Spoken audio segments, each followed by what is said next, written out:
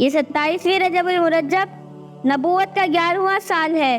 رات اپنے اوپر اندھیرے کی دبیز چادر تانے ہوئے ہیں، چاند رخصت پر ہے، ستارے اپنے محور میں رقصاں جھلملا رہے ہیں، چشمان نبوت نے ماضی کے واقعات تیر رہے ہیں۔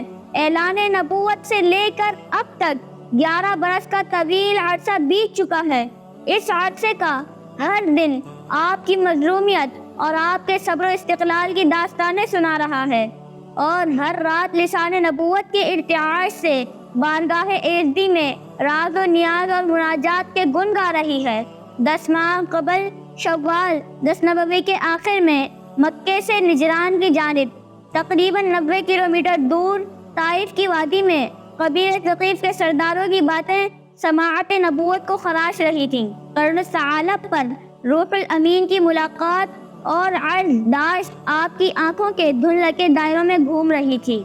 مقصود کائنات کے ملائم و گداز وجود پر طائف کے نوکیلے پتھروں کے نقش ابھی باقی تھے کہ ایک شب حضرت ام ہانی کے دولت کدے پر آپ آرام فرما تھے کہ یکایک مکان کی چھت پھٹی، ملائکہ کی جھرمٹ میں جبریل امین اترے اور آپ کو نیم خوابی کے عالم سے بیداری کے عالم میں لائے۔